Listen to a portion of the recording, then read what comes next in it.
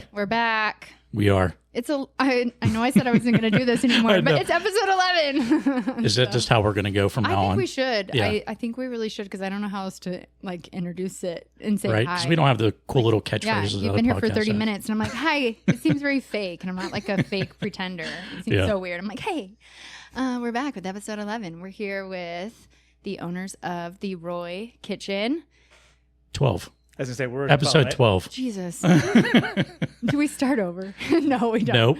We're going to keep going. We're episode 12. Yeah. Oh my gosh. Okay. Well, we're here with Clint Romney and Tom Shiner from the Roy Kitchen, the owners. You guys are owners with your wives as well, right? Yep. Yeah. Correct. So thanks for being on. We're excited to get to know you guys a little bit more and go through some questions. But as always, we'll start with our highs and lows from the week. So we can kind of do a little bit of discussion with that. Yep. Rob, you're up. Okay. Bruh. Bruh. We just talked about that, guys.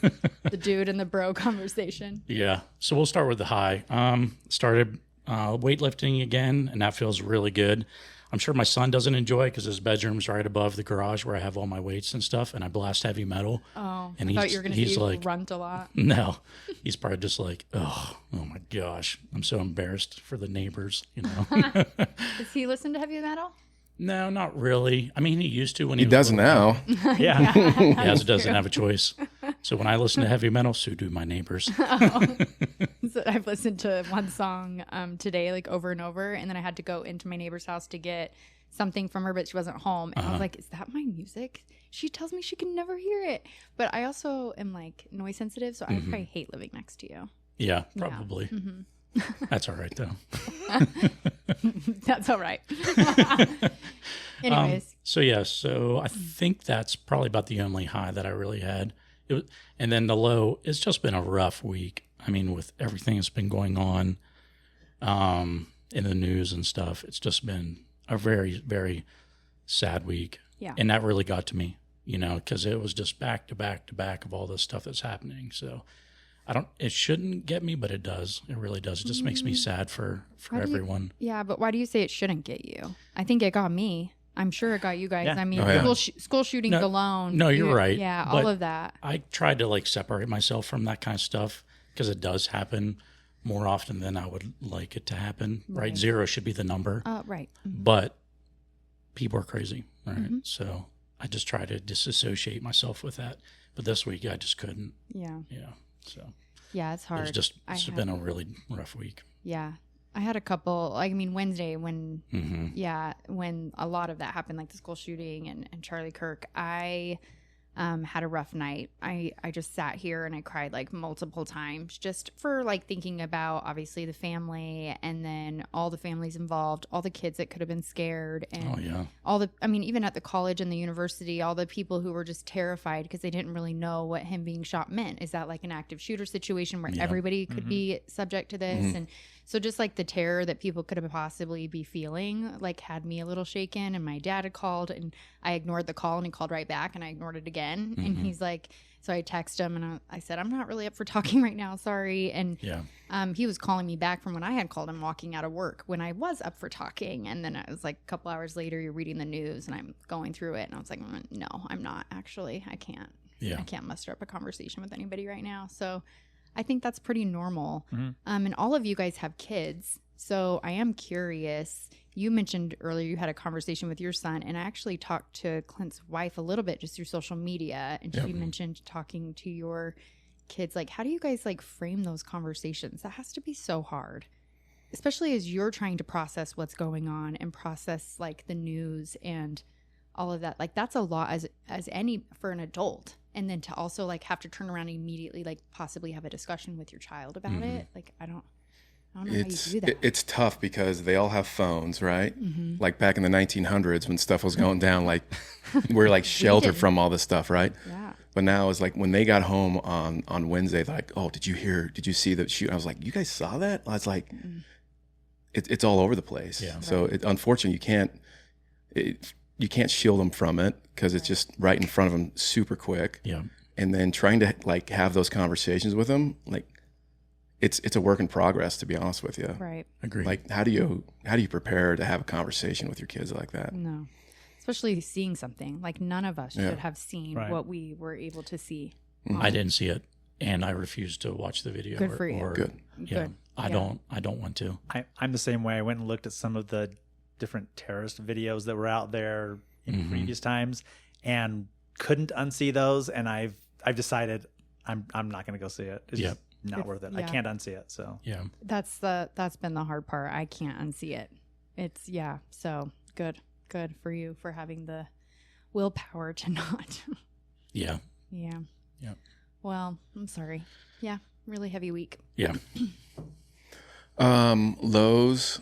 Other than that, of course, we lost in draft league, so we're out of the playoffs, which is a heartbreaker. Close. But on a dream breaker, right? Yeah, it was a dream breaker. We lost 20-25 to Tefra. Skinny. Dang. Or singles dream breaker. Yeah. We went to a singles dream breaker this week too for the first time the whole season. Had you Really? done it? that's the same for us too. Yeah. Oh, you hadn't been to We hadn't been to. Okay, so 6 teams went to singles this week. Oh wow. Yeah. That's still awesome, though. I mean, you should be proud. I understand losing sucks, right? But Let me check. think Yeah, too it was sucks. they were It sucks bad. They were a 'Cause it's 4 over. seed against a number 1 seed, so it would have been a big upset. Too. It would have been a So really it big would've upset. That would have been, and we lost 20-25. That was our second dream breaker. Our first dream breaker was our first game of the season. So yeah, it was a battle. yeah. I was on the court next to him, and I could tell at times when it wasn't going well because I saw a paddle or two be thrown. Oh. Or Clint, did you throw a paddle? I don't remember. Did I throw a paddle? You did. Yeah. I may. I Have, thought, I don't remember. I honestly don't But remember. then when I saw you guys going to Dream Breaker, I thought, hey, there was you're in Dream Breaker. There's a chance. And like, Yeah. Anyway, I slap my leg a lot with Yeah. my I do paddle. too. I do too. I will get bruises on this too. leg Oh, yeah. from hitting it, like self-inflicted wounds. Yeah. I get like a really red mark on my leg too. Yeah, I'm like, same oh, here. I thought I had leggings on and I did not. I had a skirt on. My captain threw her paddle as well this week. Dang. It was a heated week, man. Your captain? You're not going to mention any Jamies, Well, are it you? was So, well, we were also playing the team that had her brother-in-law on it, who had Carson Yeah. that we Oh, had yeah, last yeah. week. Yeah, last week, So it was funny. There was a couple heated moments, and you're like, oh, you can tell they're family. Yeah. We were on court 6, right? You were on 5, yeah. and they were on 8. So it was like boom, boom. And so boom. we were watching. Like I came around the corner and watched your game. It was an entertaining game the whole way through. I'd watch theirs. It was a lot of fun. Just playing ours was fun, and then I could turn and watch, and I got caught up just watching it. Yeah, It was fun. I recorded our team dream breaker Team or rally? not The team rally? Mhm. yeah, not team dream breaker, but the team rally. And Carson and Robin were talking so much crap like on the camera. They'd walk in and they're cheating, and so I like posted some clips of that. But it was kind of funny. So I mean, it was a lot of fun. Don't get me wrong. Like there's moments when you just get so frustrated and you can't help but throw your paddle, or I usually hit the fence. Oh, wow. Yeah. But I shouldn't say usually. I usually hit my leg is what I do usually too. do. I hit my leg all the time. I've hit the fence once and I broke my paddle, so I I keep my cool. Everyone knows that. Yeah. Yep. I also don't throw my paddle because I've mentioned before it's very embarrassing to have to go and pick it Go up. pick it up. I Yeah. a did the walk same of thing. shame. Early on, I threw it into the net, and I was playing with players who were better than me, and my paddle fell and it popped off the end, or whatever, like pieces fell off. Oh my God. And I was so embarrassed. And maybe the good thing is that happened early enough on, and I was so embarrassed that like I just haven't done it since then, Yeah. because I'm like, that was worse. Like that was worse than missing a shot. So. Exactly. 100% agree. Ugh. So, what's your high? This. I've been looking forward to this all week. Oh, really? Yeah. Oh, Oh, that's awesome. Thank you. This guy. Yeah. Seriously. Just Well, one how up much again. is just the turned all follow red. on that? Well, Good luck. You can try. Let's hear it. this, come on. Yeah. I like it. I'm excited. I hope that we can fulfill. Yeah, this is my that. first podcast. I've been working on my podcast voice, I hope this is good enough for Yeah, y'all. sounds good. I did tell my kids that I was going to be on a podcast, and they were like, "What? Like, are you famous?" Yes, I am. I am. This is a very prestigious podcast. And they're like, "Where can we find it?" So I started to tell them. So yeah. So you know cool. how now. I know how. Yes, I'm actually up. I think I have about 20 minutes left on episode 11, and then I'll be completely caught up. So. Nice. Yeah. Well, thank you guys for listening. Listen. Yeah, thank you. And I made that joke because at one point I had to take Tom's phone and show him everywhere to go to follow us and follow him. She didn't even show. She just did it. Yeah. I'm like, I don't know how to do this. Go ahead. Mostly because I don't have the patience. I'm like, give me your phone. Just go right ahead. now. like whatever you want. Like swipe up on your phone, Tom. Yeah. Yeah. I don't have the patience for that. But okay, Tom. Well, my low is now being put down about my social media skills. And, no. You're providing lows, guys. No, I'll say my high, and this is honestly why we got into this. I'm just gonna say our game on Tuesday night was so fun. We just had a good competitive game, and sometimes we'll have people they care about the medal, or they'll care about if we have prize money, and all that is fine. But honestly, for me, a good competitive game, right, that goes down to a dream breaker, that it's like it's really in question. That's why we play, right? Like, that's why I play. So for me, I'm going to say that I had a blast playing on Tuesday night for our end. A lot of fun. Yeah. My low is actually our draft league. We had our tryouts and we had our draft. Mm-hmm. And for me, the low is telling the people that they didn't get drafted. Mm-hmm. For me, it's a hard thing. I would like it. I like it whenever we have a way to include everyone who wants to play. Here's how you do it. And honestly, that's how all of our other leagues are, right? You sign up for the league. If you get in, you're you sign up, you're in. And we do have a Monday night MLP. Yeah. You guys have both played in it. Yeah. We've all played in it. Clint's going to be playing in the next one. Yay. That was the whole purpose of that, was that because I would talk to people and like they would tell me it really hurts to not get drafted, right? And I'm mindful of that. And so this last time it's hard to actually put together that email, and I think about it, and I literally like picture some of these people that have maybe tried out a couple of times and they haven't been drafted. And I thought this was the time. I watched them try out and I thought they had a good tryout, and they didn't. So that for me is hard.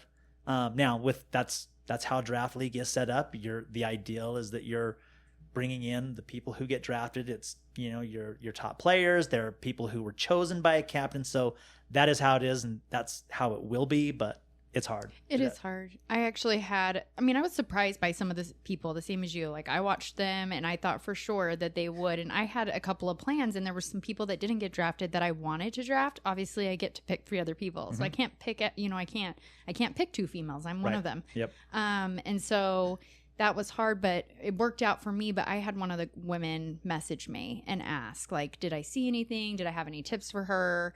And honestly, I just was very open and honest with her on how I drafted and why I drafted the female I did. And it was because the female that I picked plays, she's a very strong player and I get along with her, but also the male that I picked, her and him play a lot together. Mm-hmm. So I was like, if all else fails, like, at least I know I'll have one solid mixed pairing. And then I was excited for the guy I drafted.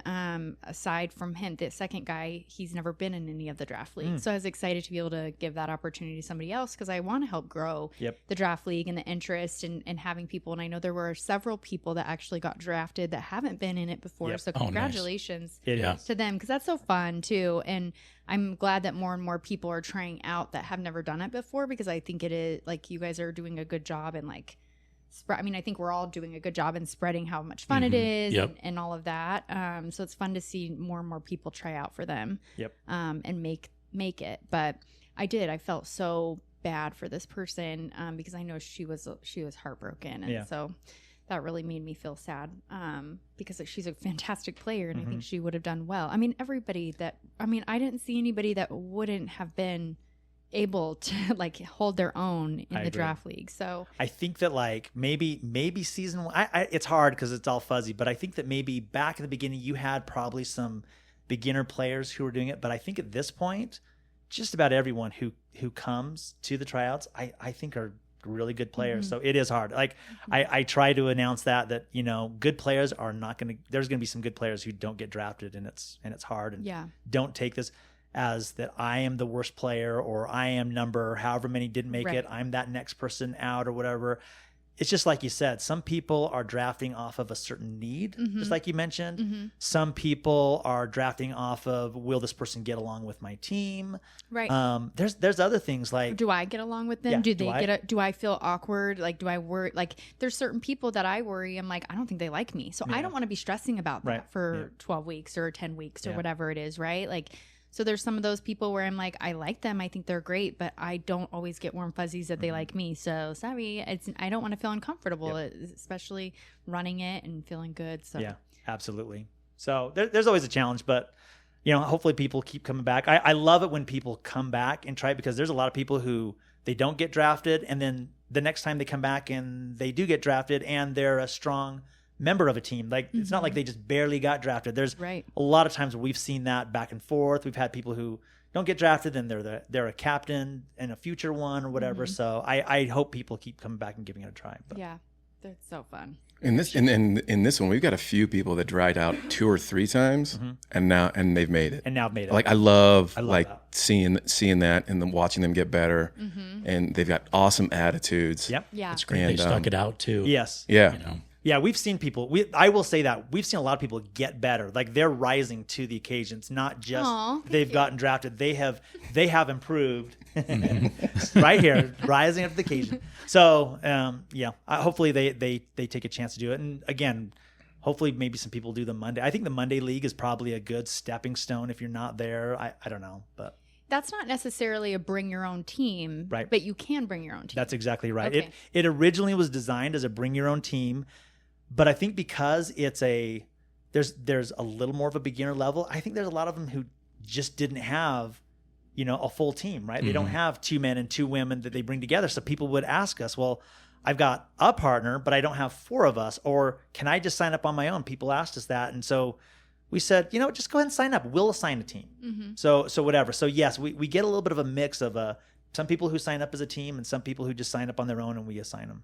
Is that what happened with you the first time? The first time, yeah. I just signed up. I didn't really know much about it, and we got put on a team, and we came in 3rd place. So I was like, dang, all right, this is pretty cool. Yeah. But I brought my team the second time. Oh, nice. And it's been going really good. So that's awesome. Yep.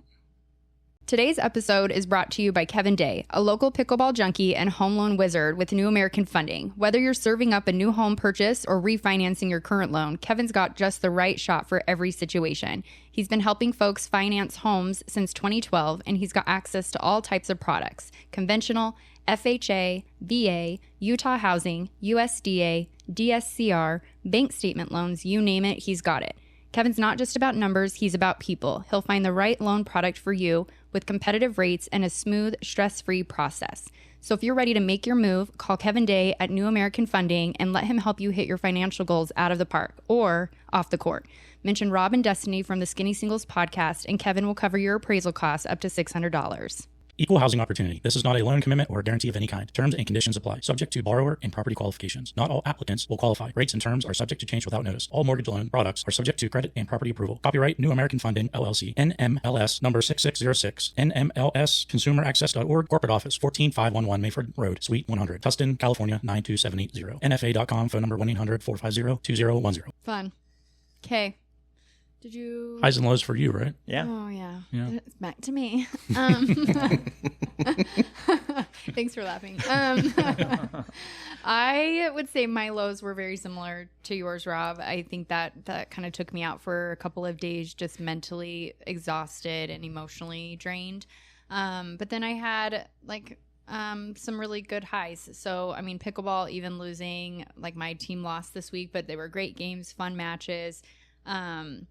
And so that was fun. And then I had a girls' night on Friday with a girlfriend, and we went out to Salt Lake. And so it was fun to get ready. I don't often get ready even for work. Excuse me.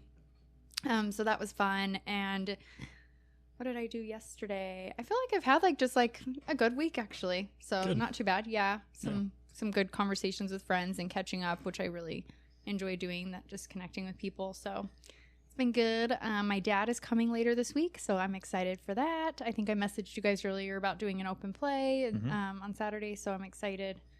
So Maybe Hopefully. we're gonna splash out there that like celebrity Destiny and Father will be at the Roy Kitchen Saturday morning. So come play with her. So. That's so funny. No, don't do that. But I was like, We've already done it. oh, cool. Yeah, we've already done exactly. So you guys are full then? Yep. Yeah, thought Yeah. so. Big wait list. Exactly. So funny. All right. We'll help Okay. you coming through the back door so you Yeah. can avoid the crowds and Oh, stuff. yeah. That'd be great. Thank you. Just everybody's so eager. Okay, let's get into it then, I guess. Questions. So are you guys ready? Are you ready? Probably not, but go ahead. We'll see what happens. We'll see what happens. Okay, so I am more curious how you two know each other. How did you guys meet? How long have you known each other? Let's hear about that. Sure. Tom swiped right. You would have also needed to swipe right. Yep. No, we're former colleagues, coworkers. Oh, okay. Yeah, so I started working at Optum, which is a healthcare company in revenue cycle services, data technology. I started there in 2006, and Tom came shortly after. Oh. So that's how our lives collided. Yeah, for like 15 years. Oh, wow. Oh, wow. We were Okay. co-workers for like 15 years. So And doing like the same type of work. So do you guys still do the same line of work, just not in the same? I'm in the exact same company. So yes, very much the same line of work for me. But he's done some different things in the last 5 years. Awesome. That's cool. And then you guys just decided, how long have you been playing pickleball? Did you guys get into it at the same time? Did you start playing at the same time? Did one of you coach This is the a other? really interesting story. This is good. This is great. Don't start with that because you're like kind of starting off high. Maybe start a little low and let's see if other people think it's an interesting story. Okay, cool. It's an interesting story still. I don't care what anyone else, what Tom thinks. It's interesting. Go ahead. Tom, you've been playing a lot longer than I have. Go ahead. Well, for me, I started into pickleball. We did not start together. No. Okay. So my son played Little League football at Barnes, and I'd walk by and, it was just there. People were playing this weird game, these like plastic balls and stuff. And I would actually kind of walk like through the courts just to even see what it was they were even doing. And at first I thought that is weird. I'll never play it. And then little by little, everyone I talked to said, it's amazing. It's so fun. You need to do it. So I started probably 2.5 years ago. The pandemic hit. And then I was like, I need to get into this. And actually what happened for me was Kaysville City had one of their city league things that they were going to come for a month and they'll teach you how to play. And some friends and I, we used to golf, or we still do, but we'd golf on Friday, but it was like October. Mm-hmm. So we were going to lose like our friend golf thing. And I'm like, we need something for the winter. Hey, there's this pickleball thing. I've been wanting to get into it. They're going to teach us. You guys should sign up. And they're like, that's dumb. Pickleball. I'm not going to do pickleball. So I signed up. I got one other to sign up. And anyway, so that's how I got into it. So I was about 2.5 years ago. And then Clint reached out to me like a year later and said, hey, I hear you play pickleball. Do you want to play pickleball? And I was kind of like, yeah. Bro, I've been playing for a year. Yeah. Yes. I have been playing. He's for a like, full when year. you get to a 4-0, give me a call and we'll go play. That's how it went down. I was a little nicer than that, but yeah, I was like, yeah, go ahead. I know some people you could play with, but go ahead and play. But we end up started playing. So I love it. Yeah. So then what drew you to it then? My brother's got a court at his house, and I've played with like nieces and nephews and whatnot, and my dad, and it was just kind of like lob ball, and I was like, this isn't that cool, like whatever. And then my buddy Bryce Calloway, he's like, hey, let's go to the Pickler, I'm gonna introduce you to pickleball. I was like, okay, I'll come. And that was it. I was like, oh, this is like competitive.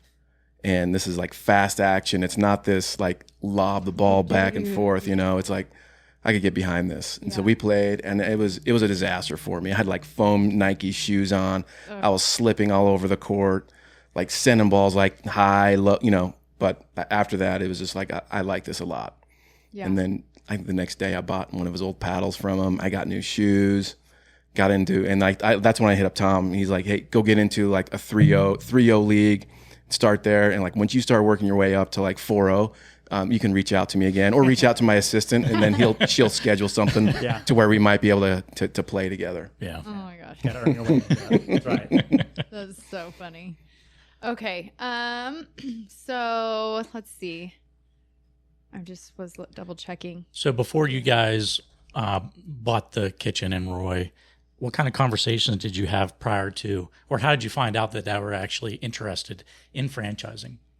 Yeah, so I started playing at the kitchen in Woods Cross. It's like across the street from my house. Oh, Yeah. Okay. So I started playing all the leagues there, and you see, come franchise with us or own a franchise. Okay, Live the yeah. dream, right? Yeah. The banner, That's live the dream, own a franchise. And I was like, I just looked at that banner. I was like, I wonder what this is like.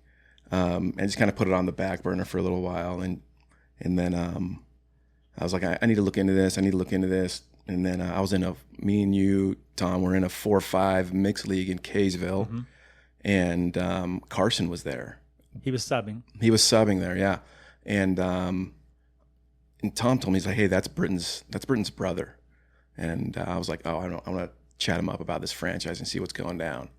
So I talked to Carson about it, and he's like, oh, there's one in Roy. It's like turnkey, ready to go. They're looking for someone that's a franchise that wants to franchise it. I was like, all right, spill the beans, dude. Like, what's the ROI on this? Like, what's it like? This and that. He's like, oh, you got to reach out to Britton, sign NDA, go through that whole process. I was like, all right.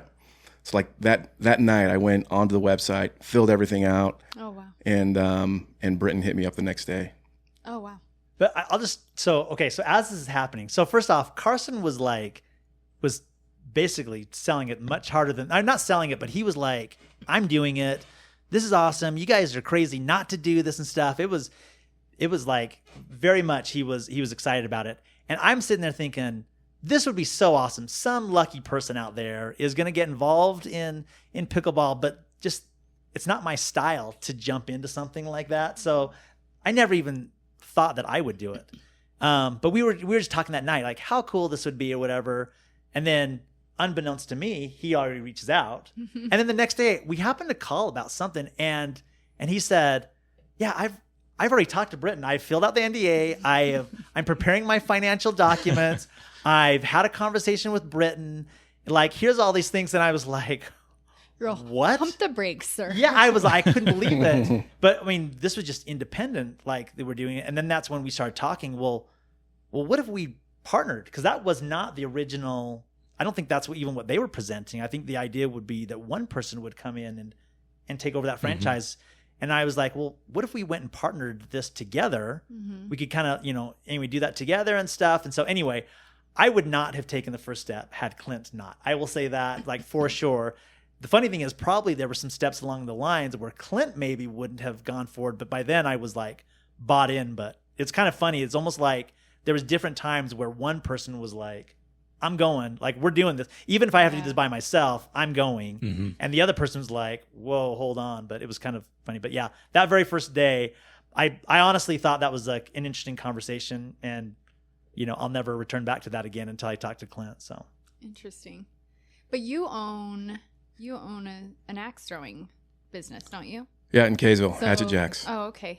With my brother. Oh, okay. So this wasn't your first rodeo as far as like jumping into something, but that's not a franchise. So no, it's not. That's just like your own. Yeah, we built that from the ground up. Okay. So I've got a little bit of a fabrication background. I took welding classes in high school. First job out of high school was a welder at Icon up in Cache Valley, just welding treadmill frames like 300, 400, 500 a day. Oh, wow. Yeah. And so yeah, and then brother, we had idea came around. Axe throwing was like popular back in like before the pandemic, right? Mm-hmm. Yep. So it was just on a whim. We threw it up.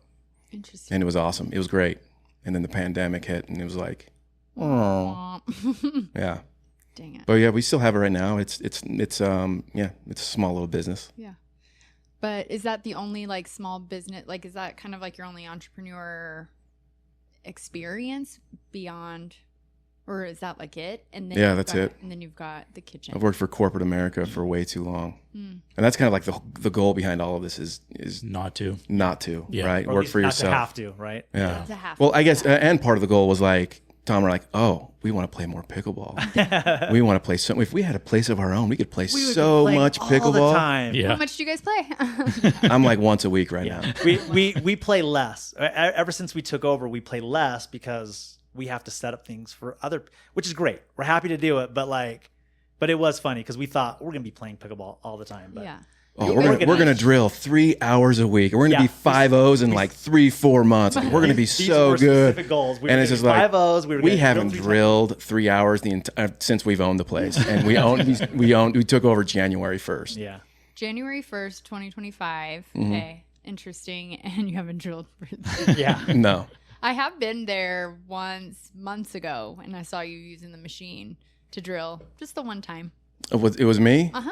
Oh, I don't remember that. Yeah. It may have been someone else. Yeah. That's funny. And then, but yeah, so just, I think Carson has said the same thing, and so has Britton, that they just don't play as much when you own it. But you guys each have 9 to 5. So right. You're still working full time in corporate America, and you're running a business. Like, and I know, I mean, I've left there at 11 p.m. and you guys are still there working a lot of the time. So our wives don't love that. I was just gonna say, I can't imagine that they do. Like, they're in on this with you. However, they're probably not loving that because you guys have families. Like, it's a lot. That's a lot. But that's what they say, right? Like, people always want to start their own business to become their own boss, so they can make their own hours. And nobody tells you that all of the hours are your hours. Yeah. We've got a friend of Lori's is like, how we're tired of the 9 to 5. We need to become entrepreneurs. Do you like the 24/7? Yeah. Is that better than the 9 to 5? Yeah. Yeah. But I will say this. The work that you do for this is much more enjoyable. I mean, there's been some hard times, but 95% of the time, it's a blast. Yeah, like, probably more rewarding too. Way more. I mean, we actually, if it weren't for, us being mindful of our family stuff, we would sit there and talk about pickleball and ideas for leagues or ideas how we can do this or that all the time. We seriously, we have to, like, okay, we've been on the phone for 2 hours now. Let's just get off the phone. We've been talking, but yeah, it's fun. We love it. We love seeing the leagues go. We love it when they're successful. We love, when a good idea goes through. So, but it is time consuming. It's way more time consuming than we thought it would be, but it's good. It is time consuming, but it is what we make it though. Like, we talk about, we want this to be super successful. You could own a franchise, you can own a business and not put as much time into it, but you're not going to be as successful as it could be, right? Right. Like, for Tom and I, we think this is like a once in a lifetime opportunity. Like, the place was turnkey, already had membership, already had revenue. And it would be a disaster if we didn't take advantage of the opportunity. Yeah, absolutely. I've always felt like this is a dream, right? And that if the dream fell apart because I didn't put in the effort, like, I may not recover from that. You know what I mean? Like, in my life, I would regret that. Right. So at least if something were to happen and it fell through, but I put in my full effort and then it just fell through because of whatever reason, I think I could accept that. But if I just sat back hoping that things would just work out okay, and then it didn't, I might regret that the rest of my life. So 100%. Yeah, I would think so too. So with Lee, I mean, with like your location already kind of being there, and you have these players that already know about it and were there, but you guys have then since like incorporated all these different ideas. So you've got draft leagues and you've been doing tournaments. Like, I got to be honest with you, I didn't know about this place before it was a kitchen. So oh, really? I think one time I was in like a private league, like the 6 weeks before, because it was actually, I was in a private league there when you guys took over, because they allowed us to keep, or you guys like allowed us to keep our private league going for the same cost that they had initially done, like managed, I guess, or worked out. And so that's the only time I had even heard of it, was like right before you guys took over. So now that it's the kitchen, I think that's helpful, right? Like, so you bought into a franchise, and then they were kind of already established in this local area. So I think that helped too. And then you've got players that play at all those locations, right? Like, we talked about that with Jamie and Britton, as far as like you guys trying to coordinate with the other owners on, if you have a women's 4-5 league or a mixed 4-5 or 4-0 league, that maybe you're not doing it at the same day and time as another location that's just, 20, 30 minutes down the road, so that all those players can kind of monopolize and play throughout the week on different leagues. But you guys have really exploded with the draft leagues. Yeah. You almost set the standard for draft league, I think. I think Roy is like the foundation of the kitchen in the sense of bringing new and trying out new leagues. It almost feels like you guys are the test bed of what works and what doesn't, and then that can expand to the other franchises. I don't know. What are your guys' thoughts on that? I love hearing, personally, I love hearing that, because that's kind of part of our strategy and what we want to be known for. We want to be known as, like, Roy is the team event. Yeah. Like, this is where you want to go play on a team. And we kind of have a unique perspective as owners, because we were customers of the kitchen. Yeah. Like, I remember going down in Woods Cross and seeing all these, like, really, like, my leagues getting over, my little 3-5 4-0 leagues getting over, right? And I'm like watching these guys come in, and they all come in with shirts. They all got like team name. I'm like, what is this stuff? I'm like, what is it? And they're like, oh, this is draft league. I'm like, what is that? Like, oh, you got to try out, you got it on a team, this and that. I was like, okay. I sat there and watched their whole league that night. I was like, I want to be part of this. This looks like a riot.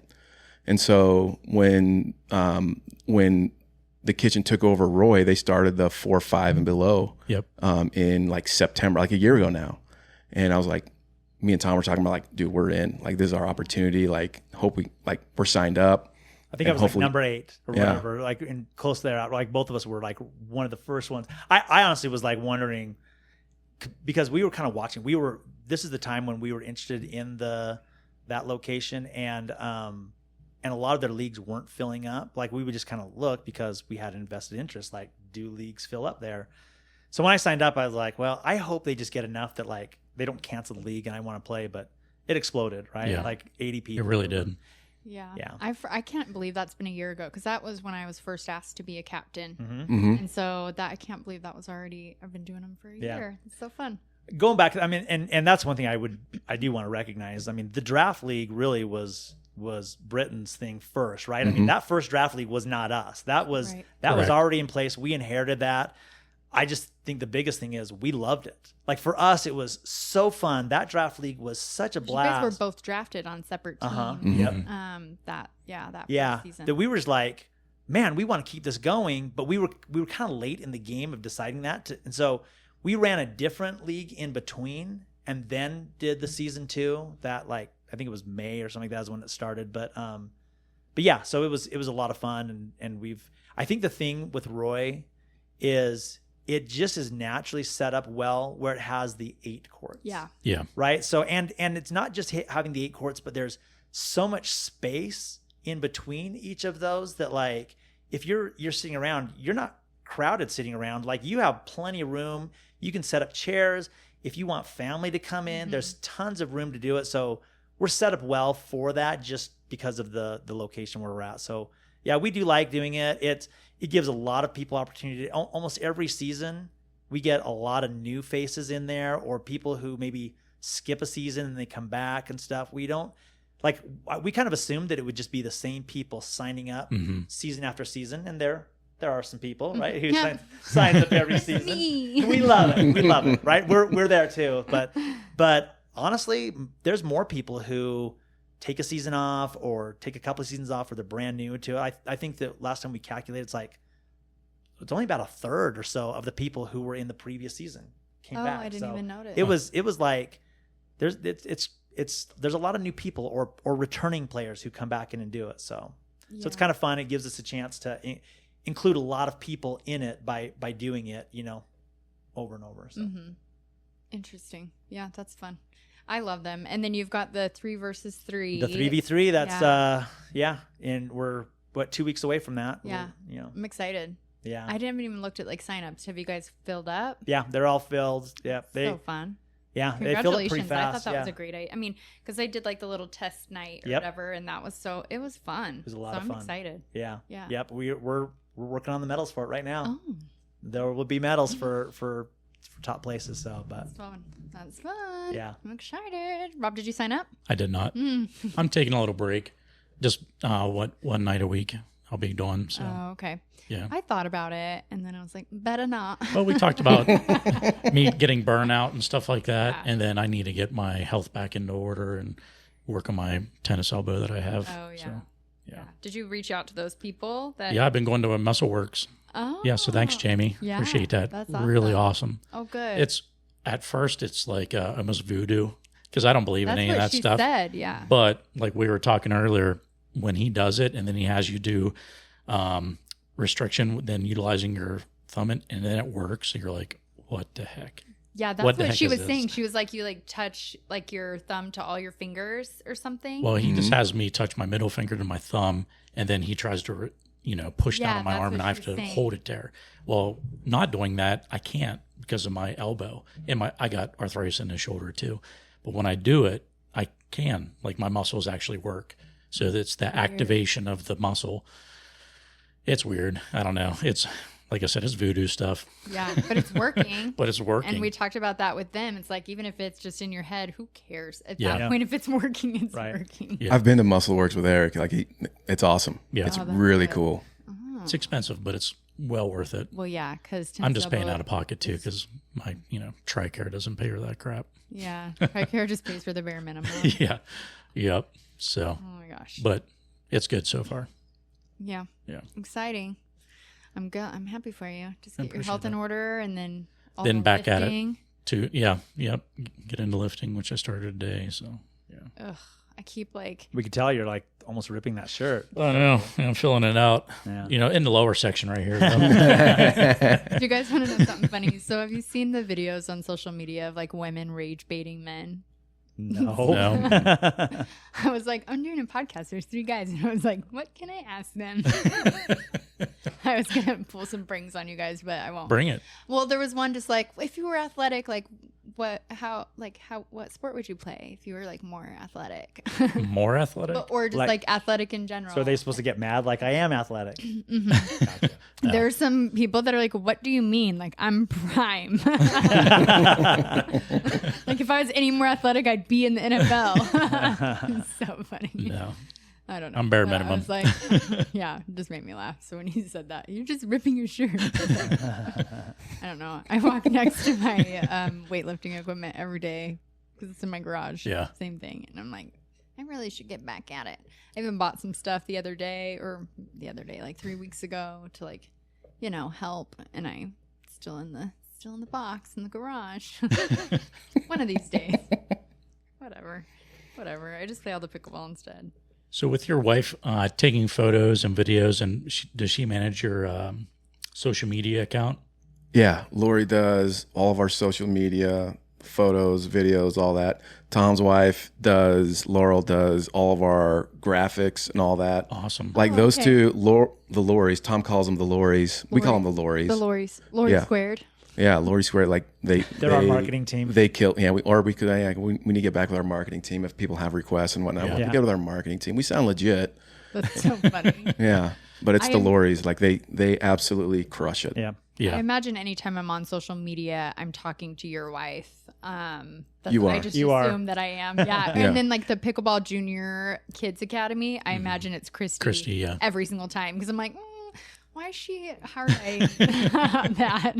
Like, who is that? And then I'm like, it's got to be Christy. Or she'll like accidentally send me something from that instead. It's funny, but I noticed Roy, out of all the other franchises, has the best social media presence as of to date. Yeah. Yeah.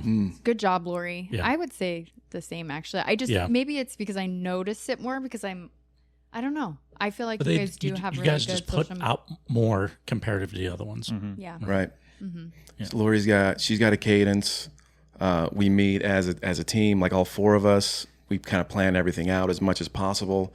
And this isn't Lori's and Laurel's first rodeo. Like this is their experience in this, and like we could not do this without them. If it was up to us in social media, I don't know. We probably wouldn't do it. I don't know what we would do. It would, Well, honestly, I think Britton said it when he was here. It's like you couldn't be successful if you didn't have a partner at home that was kind of helping that. Like you guys mentioned before, like, your wives don't like that you're there till super late or that you're on the phone till super late, but also they're being supportive. And this is something with their name on it too. And that they have pride in as well if they're involved, right? And that's how you get people to feel pride in something is involving them in corporate America, right? Like you guys know that in any sort of business setting. So having the fact that all 4 of you guys are involved and have a vested interest and are excited about it, I know, I think that's really awesome. I know your wife plays. Does Laurel play?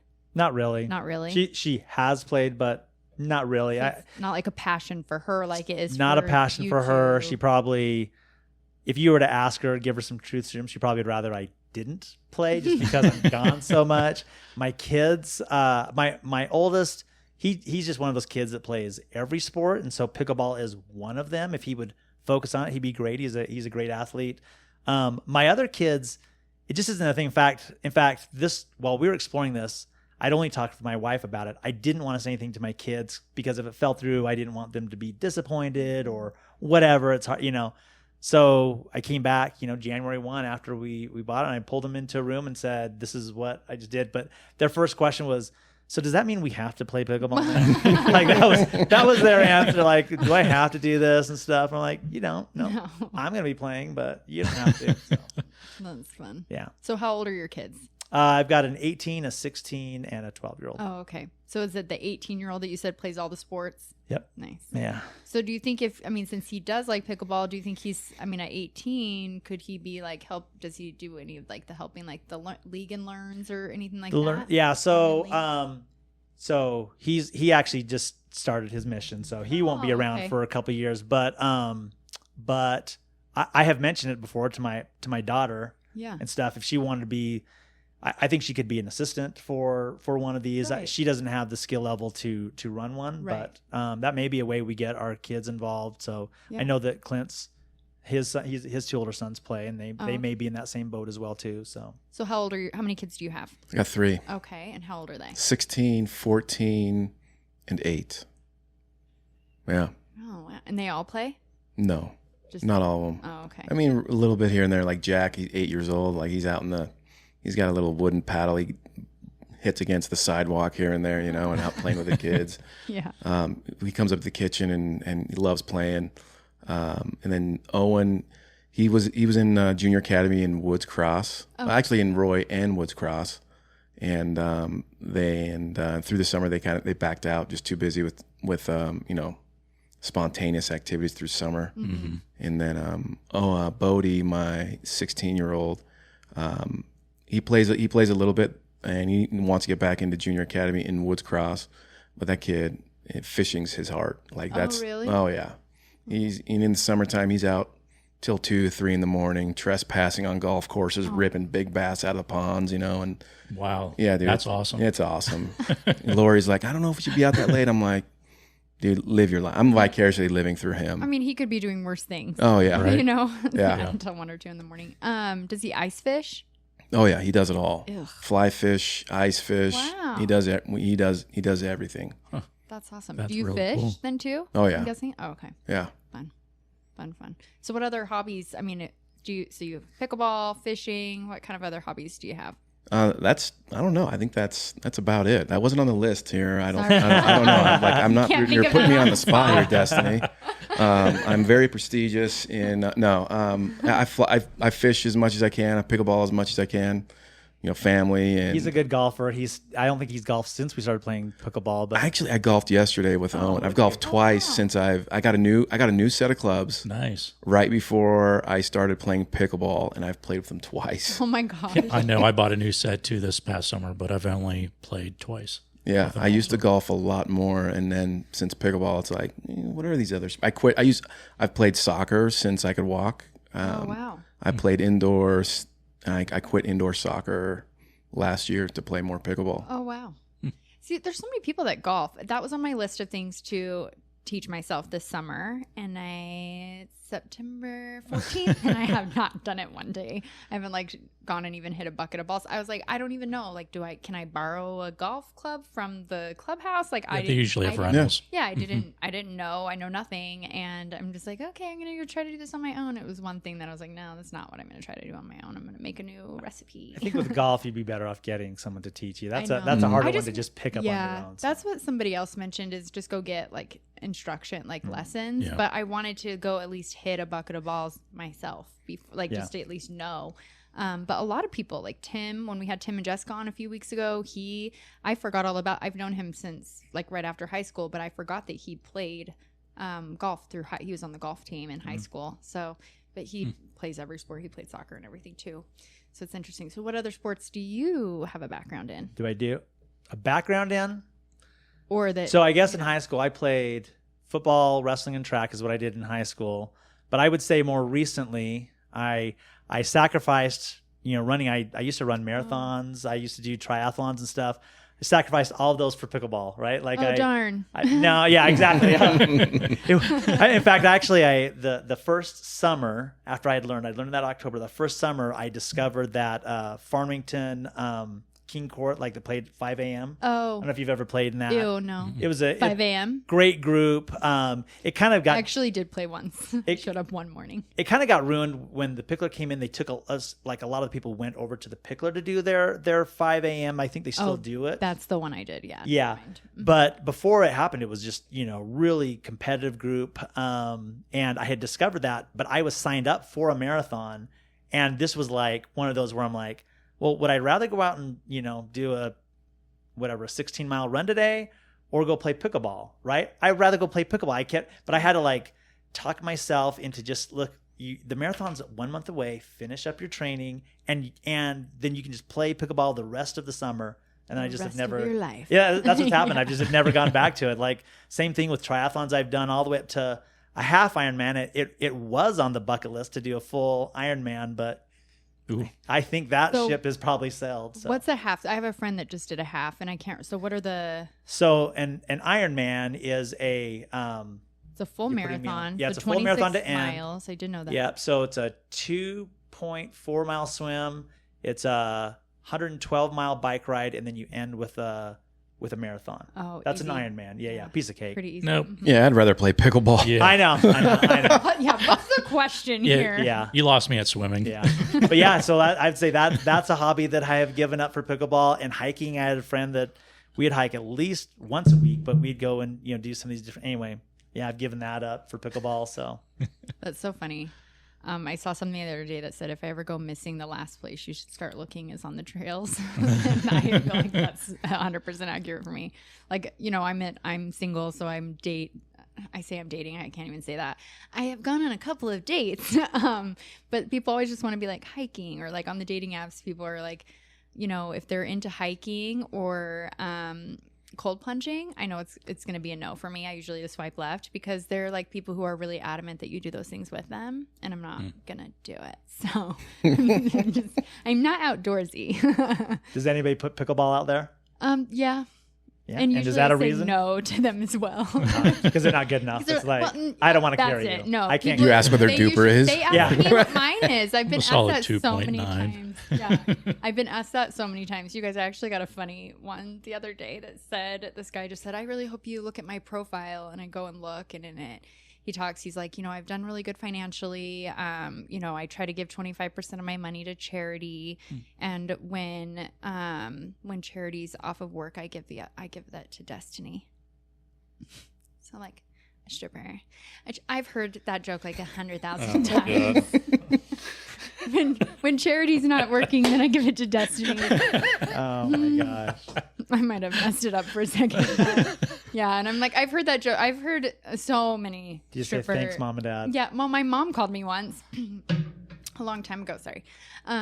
So probably like 12 years ago. And she's like, oh, me and your dad were listening to the radio. And guess what they did? I was like, what? She goes, they listed the top 5 stripper names. And Destiny was number 2 or something. I don't remember what number it was. And she's like, isn't that cool? And I was like, Mom? Mother? Is that you? No, it's not cool. Not cool. Yeah. So I've gotten that a lot. But I haven't gotten it in a really long time until this gentleman brought it up on the dating site. So I immediately wrote him back. Just kidding. This is exactly So my what'd you time. say? We met up 20 minutes later. I Said I do. I said, actually, what I did yeah, I do.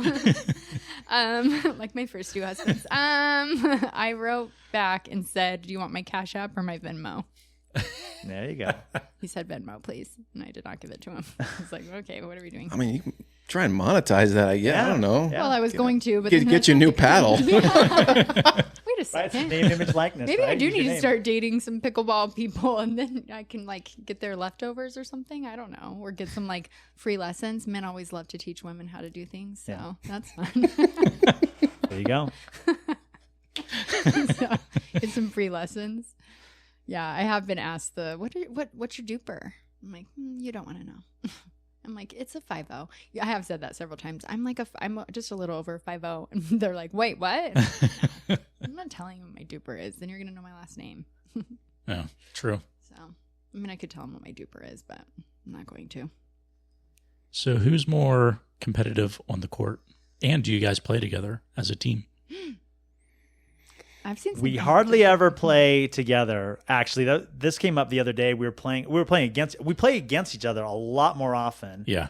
And we were playing against each other, and we had we had a couple of like hand battles or something like that. And someone said, "Oh man, you guys know each other so well." And I was like, "That's funny because we played against each other a couple of times in the last couple of months. There's a lot of other people who I've played more often, and then on the same team."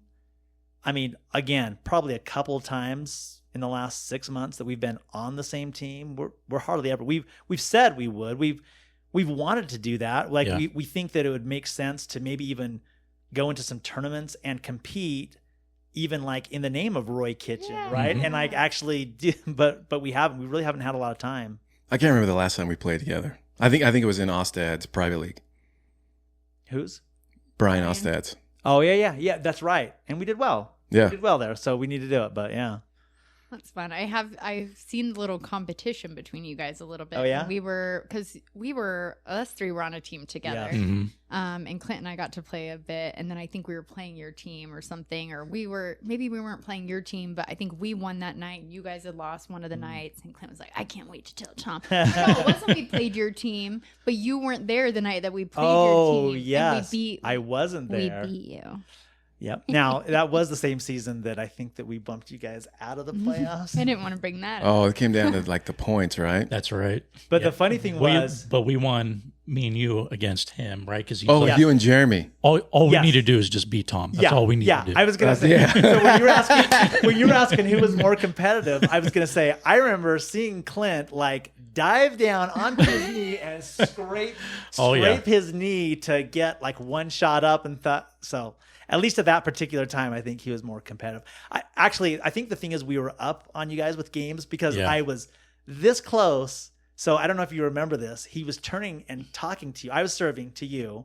He was turning and talking to you. I think trying to explain if you're going to switch, or I can't remember what it was you're doing. And he was in that corner talking to you.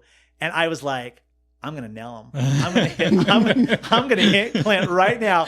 And I went to go do it. And I thought, we already have these points. Like, this feels like I'm like... They're already demoralized. Yes. Why add one to it? That is exactly what I thought. So I hesitated. And then I went and served. But it's like that hesitation. And I served it into the net. Like, so it was like a double whammy. I'm like, I didn't get him. And then I served in the net. So anyway, that would have been fun had it not been that situation. Like, had we been down, I think I would have done it. Mm-hmm. I've done it one other time. We did it at... the glow in the dark. Remember the glow in the dark? Oh yeah. The glow in the dark, and so you can't really see. Have you guys ever done glow in the dark pickleball? I've always wanted to, but it's a riot. It's a riot. It is so fun. We're gonna do it at Roy at some point. Kaysville has done it. Mm-hmm. We did it at Kaysville. It is so fun. But anyway, I think you can't really find fun about it. Out of curiosity. Oh, you didn't like it? Are you serious? Don't like it. Oh. First of all, I'm scared of the dark. Second of all, it's hard to see the ball, and then like the people, and then you guys, I don't love fun. Apparently, I don't know. It's not the dark. There's black light. Yeah. Right? And you're surrounded by a bunch of people. What's there to be scared about? And it's all lit up too. Like I'm joking about that. I just don't find it fun. I will say if you're competitive, like I want this to be the most competitive like game of pickleball. It's not that because you can't really see it. You're trying to judge and all that kind of stuff, but it was fun. I thought it was a blast, but maybe it's just the people you're with. I think I was just going to say like, maybe that's what it was. Maybe it was like the people. Because if you are just going into something to have fun, but then I just remember like when I did it, I got there and like they had like pulled out things you could color your face. And it's not. You didn't love it? Oh my heck! See, I must be really fun at parties. Yeah, exactly. I opened up the door, and it's just like it's blasting music. It's all decorated stuff. It was so fun. I'm the life of a party. Okay, it's 8:00. Why is everyone still here? I'm usually always the last one to leave a party. This music is too loud. But I do complain about that. Actually. Something else that's on dating apps, if people are like, I'm gonna love concerts, I'm like, Too loud. Glow in the dark was fun. It's just like it's a different environment. It's super fun. It's not like competitive, like where you're like, like, we got to win this game. It's just it's a good time. Yeah. We went with our wives. I had super fun playing with them. Yeah. And they're newer at it, and it's just a different element to where you've got newer people and you've got good skilled people. You're just there to have a good time. Because like, how often are you there with like good people and people that are somewhat learning how to play pickleball, and you're all having a good time? Yeah, that one we went to, the range would have literally been like 3-0 to 5-0, right? Because it was Jamie and Britton who did it. Yeah, and it was their friends, and there's 5-0 players there, and then of course we have some wives and stuff. It was a blast. We loved it. So are you wanting to bring that to Roy then? For sure. Oh, okay. For sure. Yeah. Nice. One thing I noticed that the Kaysville has that you guys haven't gotten yet is it Play Site? Mm-hmm. Are you guys thinking? Oh, the video camera. Yeah. Are you guys thinking of doing that? Yeah. We're definitely thinking of that. Britain's, I guess what would you call it? They're like testing it out and see how it is, right? Mm-hmm. And see what they say, how it works out, right? Yeah. I think it's awesome. I've seen videos on it. Looks super cool. Yeah. I like it. I think it'd be awesome to have a Roy. Yeah. The one thing that would be probably good about it is going back to the Roy facility. One of the benefits with the layout is we have a good facility for big events, big tournaments, and things like that. We hosted the high school state. I was going to bring that up earlier. Yeah. Yeah. Both of you guys were there. That was so fun. Oh my God. Yeah. It was amazing. I mean, really I would say like the level of play was so high, and you could just sit courtside. You could just sit there and watch and be entertained the whole time. Be entertained. Yeah. It was such a blast. And like things like that would be fun to have that, to be able to, I mean, we did stream it on our social media with like one of our phones. Actually, did you guys see the first week? Clint was actually sitting in a chair up on top of the vending machine. Oh, Yeah. no, I think I was gone. I was gone the first week. Yeah. He was sitting up there, and then the next week we got some of these like stands and like connected it to the fence. And so he didn't have to do that. But so for events like that, it would probably make a lot of sense. I guess the answer is we probably will do it. We just have to probably choose. I mean, we're a new business, right? So we have to kind of pick and choose our investments. Right. True. And I wonder if it's more cost. I mean, I guess it would cost more to have it on every single court. So maybe you don't have it on every single court. Yeah. Maybe you only do on 4 of your courts or something. Yeah. Something like that. I don't know. But again, there's a lot of things that we want to do. We just have to kind of choose something like that. We probably would do something like that. We just haven't gotten there yet. But yeah. Cool. So any other ideas like in the future that you have coming up? Any tournaments on the, I haven't that seen you any, can talk about. Yeah, obviously that you can talk about. What do we have? We got the 3v3 in a couple weeks. We're really excited about that. Back when we did the Royal Rumble, we had a Saturday where we did the bring your own team. I think you brought a team, right? Yeah. It was fun. You guys both played in the mixed. Yeah. Mm-hmm. I think that probably again like a 1 day bring your own team, I think would be something we would do. 3v3. I'm trying to think what else we've talked about doing. I think that we've kicked around the idea of doing a military day. I think that's one thing that we really need to get going again. I don't know. I'm trying to think if we have any new events. Well, you're going to be hosting the high school stuff again this year. Yeah. I'm excited for that, so I'll be there at those. But I think we should bring the podcast there. Yeah. Set up a little table and interview maybe the team captains and stuff like that. Oh, that's for the draft. For the actual state, the high school. Yeah, don't they have a captain on the team, or is it just the coach? A coach. Just the coach. Yeah. Okay. Well, we can interview the players and then coach and stuff like that. That'd be fun. I think they have tryouts coming up soon. Yeah. Yeah. Actually, I think the different high schools are doing their tryouts now because I know. So we have a couple of high schools that are using our facility. So Northridge has already booked theirs, and I think Roy and Syracuse are booking theirs. We've kind of set aside some days for them. So yeah. A friend of mine's son is just getting into pickleball, and he goes to Northridge. So okay. So he's looking forward to it. I'm excited for him. Nice. Yeah. It's fun. It's good stuff. And so you guys have some of the junior academy stuff at your location. Is that kind of at all of the locations? Do you know? Yeah.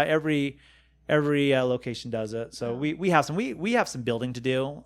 You know, one of the challenges that we have at Roy that's right, like I live in Kaysville, and one of the things that, you know, Kaysville has going for it is, you know, Kaysville City does they've been doing clinics and like city leagues and tournaments. They do 2 tournaments a year for the last, I don't know, 8 years or whatever. So they have that already going.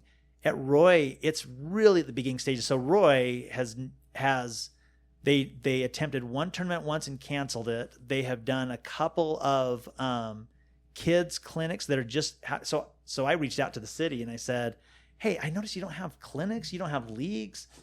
And we actually offer our courts. We said, if it's, you know, courts, you know, if you want to do it, you want to do it in the winter and all that. And they said, the problem we have is we don't have anyone on staff that can teach a clinic.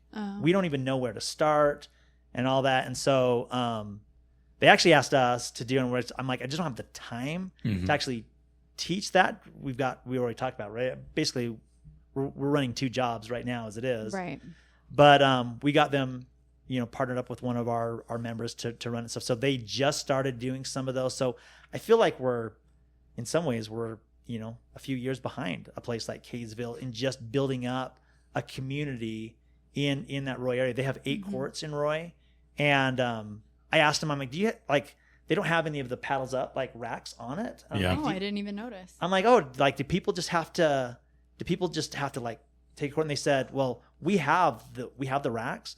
We just haven't put them up because the courts are never completely full. Like we've never. And they're nice courts. They're so nice. Where are they? Yeah, where are they? They're about 2 or 3 blocks west of the kitchen in Roy. Because they have ones right across the street, but I think there's only 2. And those are private. Those are private. Yeah. Those are private. I think that's a part America of that. First. Yeah. I think. I did not know that. Yeah. So keep going in another like block or 2 from there, and there's 8 courts. They're like brand new. They're super nice. Before the front runner? Must be before the front runner. Maybe, yeah. I think so. It's right by an elementary school. Yeah, there's a school. Oh, by Northridge or North Park. Could be. Park. That sounds about right. It's right in, like where that little front. Oh, it's over by the library, I think, maybe. I don't know. They'll still exist? It's over there. Oh. But anyway, yeah. The Roy Library is nice, actually. So yeah, they have nice pickleball courts right there. I just think the community it hasn't been really established in Roy yet, and so to be honest, we're working with the city like to try to help build that up first. Yeah. Like that's almost the goal. Is like we're not going to compete with you guys, so I mean we're going to help them try to do these clinics, maybe do a tournament or whatever, and we will help you, and then you know, maybe vice versa, but with the idea of the community is going to come to your location. That's exactly right. Exactly. So I think that is nice that you're kind of working together. And then when the city has like Roy Days in August next year, you work with them on that. Yeah, that's super smart. We always say this. We're in essence, we're basically drug dealers, right? So all we have to do is get you to sample the pickleball drug, right? And then eventually addicts, right here. Yes, exactly. Then we'll have you, right? Then we'll own you, and then you'll come. Yeah, but really. If we build up the pickleball community, we help build up the pickleball community in Roy, it'll be great. So many of our leagues, like probably 95% of our leagues are filled with non-Roy residents. Oh. Like we have hardly any Roy residents who come and play there. It's like the surrounding states, you know, Layton and Ogden and, you know, whatever. Like in Draft League, we've got people from Bountiful to Brigham City. Yeah. We have like very, very big geographic. I think even more north than Brigham, because I think like Molly lives in like Corinne, which is crazy. I don't even know. Where is that? Yeah. More north than Brigham. More north like than I think Brigham. like 2 more exits or something. Like oh wow. Yeah. Like past Manaway? Well, no, it's north. So Manaway. Oh, you're talking like up through the canyon, gotcha. Towards like Tremont, Logan, like that area. Yeah. And But Santa not that visits far. us on Christmas. Like that's way north. That's really That far is. north. The That's North true. Pole. We haven't so really we have gotten a to- huge demographic. He there. hasn't really signed up for a draft league yet, but he probably Slacker. wouldn't get drafted. He's only 2'8". But anyway, so I think that's a big part of what we're trying to do. And Roy High just got their pickleball club, their high school club. I thought about offering to help them with that, but I just don't have the capacity. I think because I do also help with running the tournament, well, the tournaments every Saturday with Helen. And so I don't know that I really have the capacity. Plus I think that because initially they asked what boundaries I was in, and obviously I'm Northridge, and they already have like a coach. You have to live in the boundaries? I don't know if you have to as the coach. I don't think so. But they do have. I wouldn't think so. I think John and Tim are gonna so Tim is helping with Syracuse, and they both live in Roy. But so we booked them like their practice courts side by side. So it's like I think Tim is kind of doing double time with both. I think he has because been helping. Kai is in the Roy. Mm-hmm. And so I think he's going to be helping and also helping Syracuse. I don't know. I'm saying all this, and we're gonna probably get a phone call from them and say that is not true. Well, I know he was helping Syracuse for a while, but Kai would be on the Roy one, so that would make the most sense for him to lean towards that. Both of you guys are involved with Utah High School Pickleball Association, right? Mm-hmm. Yeah. So my company sponsors it. We do all the medals. You guys do all the trophies and all that stuff for right? them. Yeah. Yep. Is that all that you do, though, or do you do more? If she asks me, I'll come and ref for them if needed. But primarily, it's just paying and getting all their stuff done for the trophies. That's awesome. Yeah. I was just helping run the tournaments every Saturday. So I was just volunteering my time and going down to Sandy every Saturday during that. And then, of course, I think it was on my cruise last year when they had the first weekend in Roy.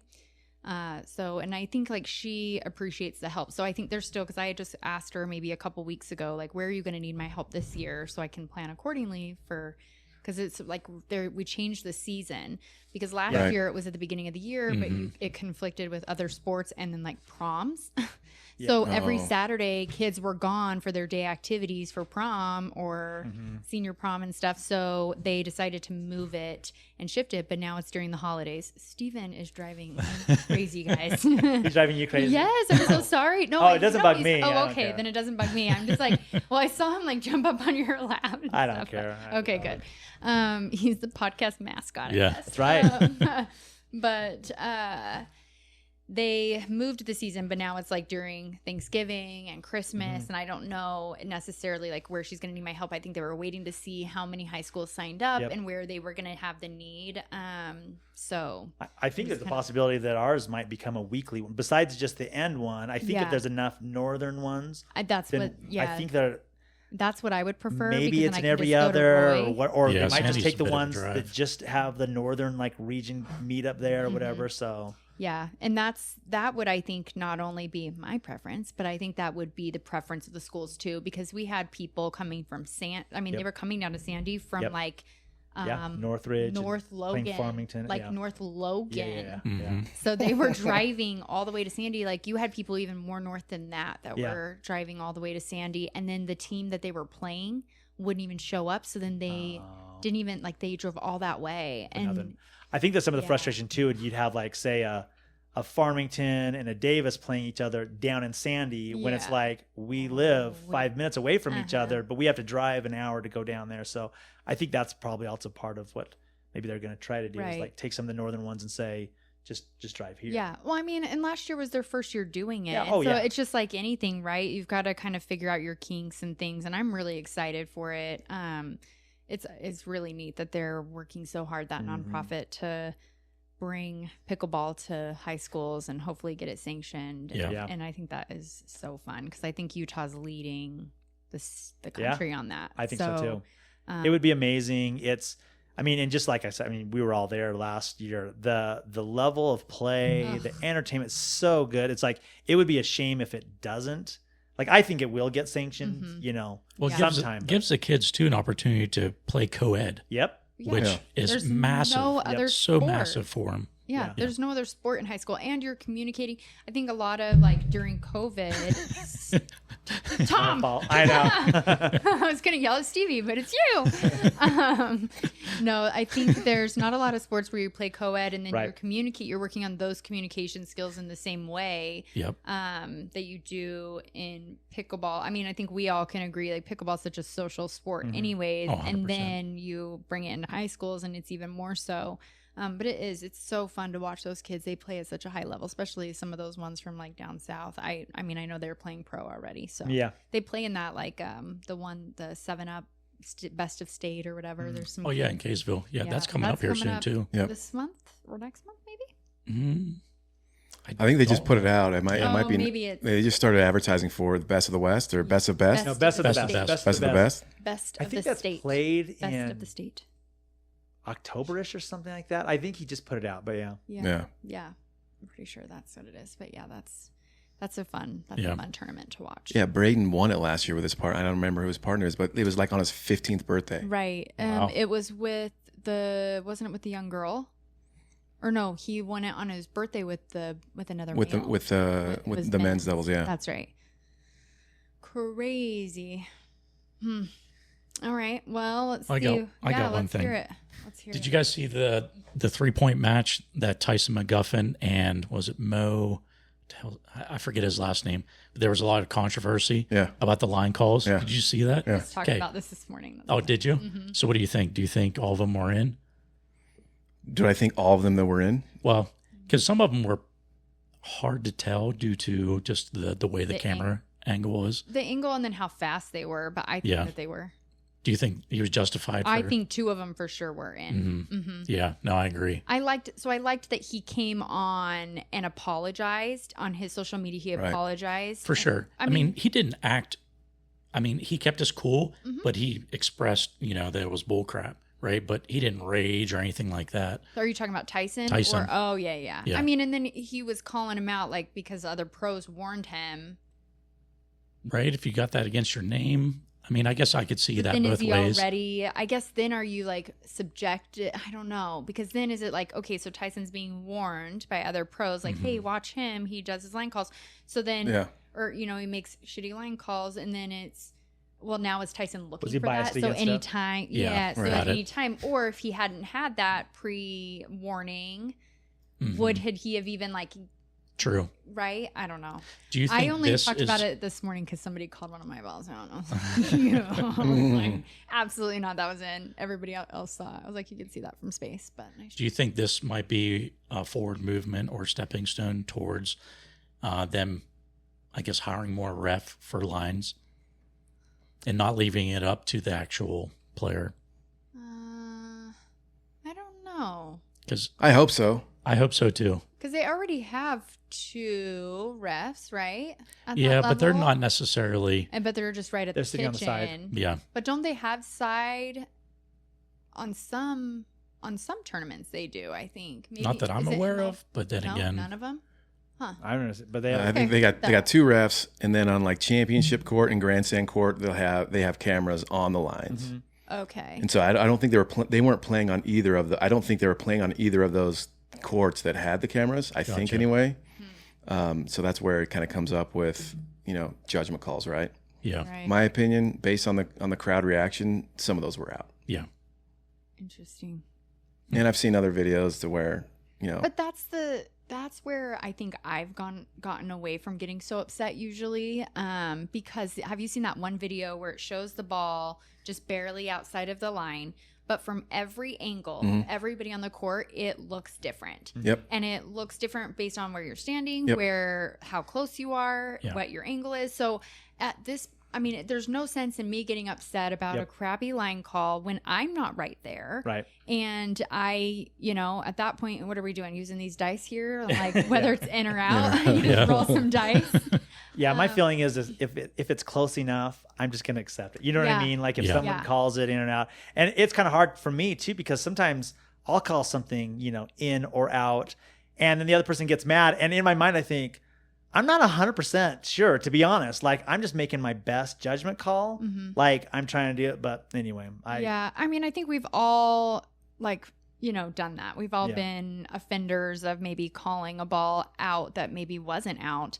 But I think if you are trying your best, right? And for me, if I'm not 100% sure, then I don't usually call it out. And then I'm mad at myself because I'm like, I'm pretty sure that was out, but I'm not 100% sure. Yeah, right. And it also depends too. So if I'm in the middle of a tournament and it's like you're neck and I can't feel good about winning on an uncertain call. Yeah. So I usually don't. Yep. And, I play against people who usually do. Yeah. And they don't care. And then that makes it hard because I'm just like, okay, well, I just can't make my shots close then. Yeah. I just can't have line. Like my serves and returns are usually, my returns are usually back on the line. Yeah. And so I just try to not do that.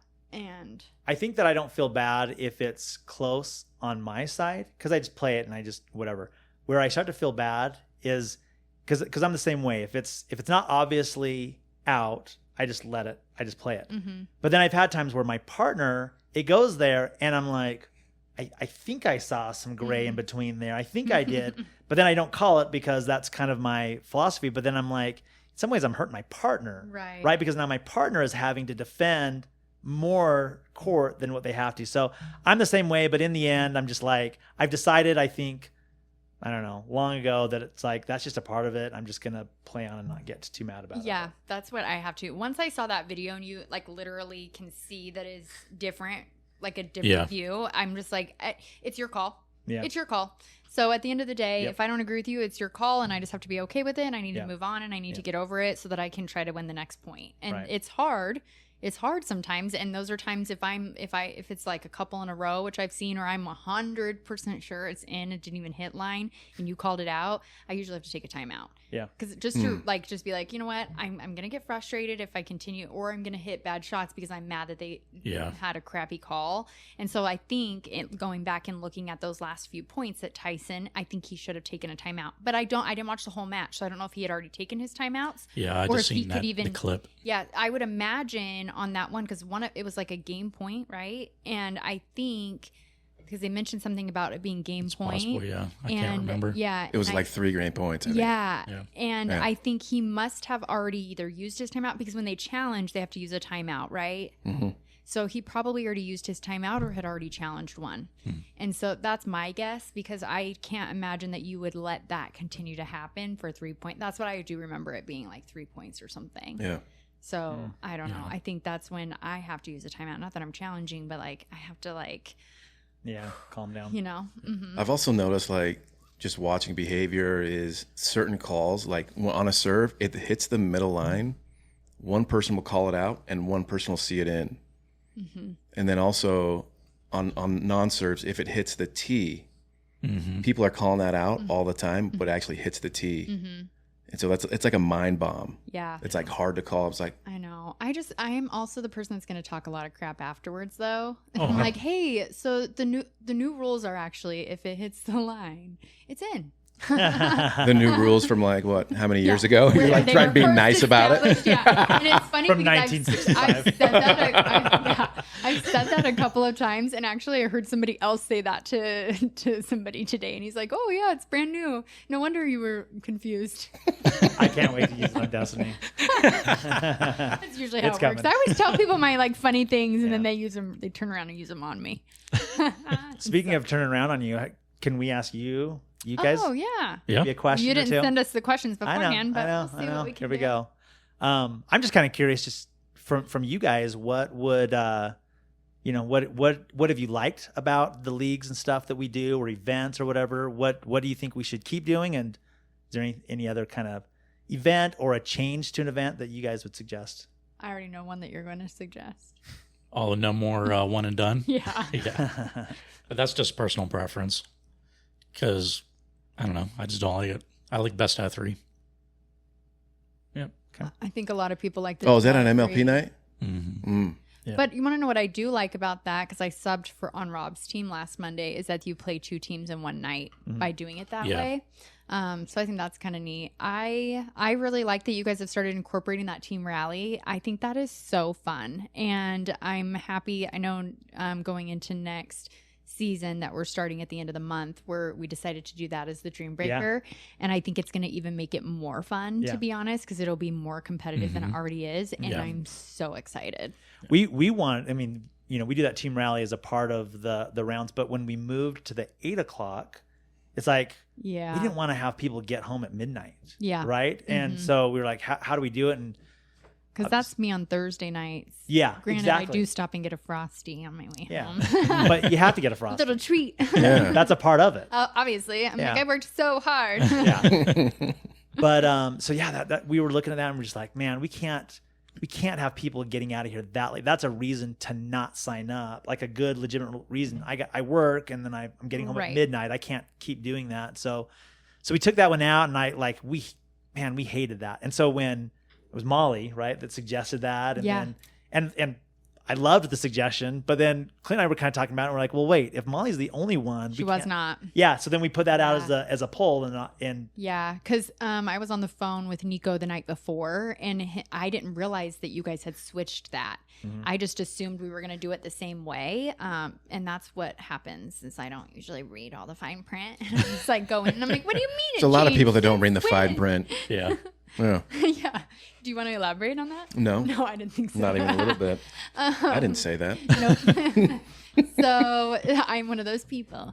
And so Nico and Bonnie, I was actually on a call with both of them, and I think Bonnie brought it up. And I was like, wait, what? And so I was like, oh, well, we're doing tryouts tomorrow. I'll talk to them about it. But by the time I had woken up that morning, Molly had already put it in the group chat. And I was like, oh, thank God. And so I think a lot of us may have either not read it, not seen that was the case, or we're just coming prepared to talk to you guys about it on Saturday anyways. So yeah, I'm so excited that you did that. Good suggestion. Glad we got it worked out before the season started, because that would have been a harder thing. But by doing it, and even before the draft had started, because that might impact who you draft, right? You might draft someone who you know is a good singles player, right? You know, if we're doing that, so this way, you can make that decision. So that's actually a good point. Yeah. I really love the draft leagues. I'm excited about the 3 versus 3. I think that's fun, but I like any of the team tournaments, and I love tournaments. Yeah. So but I love the competitive play. Yep. I like rec play. Don't get me wrong. I like the open plays, but I love the competitive parts of it. And I mean, I don't always come bringing my best self, but I think the team dynamic with the competitive aspect makes it so much more fun too. So I really like what you guys are doing. That's one thing that so when you do a tournament, right? Normally you do a week-long tournament, right? And you do Monday, Tuesday, and then end on Saturday. But that takes a lot of work, and there's a lot of things that go into that. And I think instead, kind of like what we did with this 3v3, is I think we'd like to do more of just, hey, it's just one Saturday, it's a one-day event. Yeah. We're not going to do all these things. We may not do t-shirts for it, or we may not do whatever for it. It's just one day, sign up, and it'll be a bring your own team MLP, like we did that Saturday for the Royal Rumble. That, yeah. Or we'll do a 3v3, or we'll do a whatever, bring your partner and whatever. So I think that we would like to do more of those once we kind of get our feet underneath us, just with some of these other things. But that is something, again, we're so naturally set up with that setting, with the 8 courts, tons of space. We're really set up for events, for tournaments and stuff like that. So for me personally, I don't care about the shirts. I don't know if you guys like going to tournaments and you just love the shirts that you get. First of all, here we go. This was one of my lows this week, actually, you guys. I'm still so annoyed by it, and they're in the washing machine right now. But I have a pair of very nice and very expensive pants that I washed with the Of Love shirt that I got. And those were not pre-washed, and I didn't even think about it. And it's a blue shirt, and my pants are khaki, and I have blue dye all over my very expensive freaking new pants. Oh, nice. So I had to put a bunch of stain remover. So for me, I even more so don't like the shirts. Pre-wash them. So that's my own learning lesson. That's my own fault. I should have read the instructions. But again, we already covered that. I don't read. Yeah. So I think there's some who really like it. The shirts are a lot of fun and stuff, but there's some who don't. Yeah, but I think maybe we just do a mix of them. Yeah.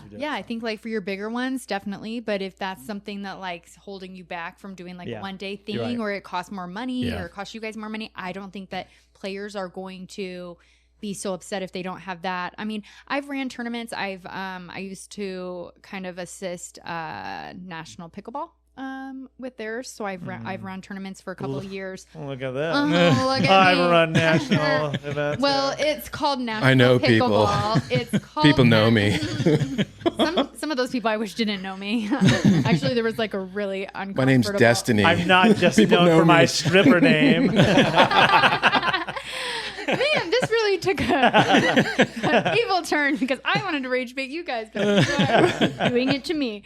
Anyways, so I used to go around and the whole U.S. and help facilitate and run tournaments. And so I feel like I've gotten very similar feedback. Some people like shirts, some people want ladies fit, some people. What you doing over there? I'm playing with your dog. Just see him like jerking. Entertaining myself. Yeah. So tournaments, Anyway. t-shirts. Anyway, so people would like, I just feel like you can ask so many different things. So sometimes people are like, well, maybe you don't do this. Maybe you give a towel, or maybe you do like pins, or maybe you do so keychains or something. Like, people always have an opinion. But one thing we always got complaints about is people would show up and they were bigger tournaments. So you're paying like a registration fee and then you're paying the event fee, right? So it could cost you $100, over $100 if you're playing in all 3 events. And people would get so mad. They show up and they're like, where's the snacks? Oh, I'm like, sorry, you didn't bring your lunch? Like, people are so funny. Like, people will find anything. I'm like, we gave you a shirt. We gave you good courts. We gave you good customer service. You want to know where your Chewy and your freaking Clementine are? Like, what kind of snacks are you wanting? Like, we travel for these. So I'm like, we can't travel with snacks. So we're always traveling with multiple bags of your freaking shirts and medals and all this other crap. And so it's just funny. I just feel like, I really appreciate you asking, like, well, what could you see? What could you do? But I hope that you guys know, when you're getting this feedback, everybody's going to have an opinion. Of course. Right. Yeah. Like, and I know, everybody's going to have an opinion. Everybody's going to want to change. Everybody's going to want it to be ran exactly how they want it, when they want it. I think the only thing I noticed and it's, again, because sometimes I don't do all the reading, is that just sticking to like what's advertised. And so like what you mentioned was putting it out there beforehand and kind of making a decision before we did draft. I think that's great. And so I think just things like that, I think are really good. I think there was one draft league, but again, like, it's the first year. So give yourselves a break. You guys, I think, have done great. Thank you. Yeah, honestly, I really do. And you guys have great customer service. You're always willing to listen to people. I know, at least me. So thank you. But I think just, I think that's where there's a fine line. And I've noticed with another establishment, right, is that they have like their group me's, but everybody, because you're in the local commuting area, everybody feels like they are entitled to an opinion in how you run your business. And I just think that is so crappy sometimes, because yes, I mean, we're giving you our business, but I'm not entitled to tell you how to run your leagues. Right. I can offer a suggestion, and if you want to take it, it's great. But then if you don't, and I don't like it, then I don't have to play in it. Yeah.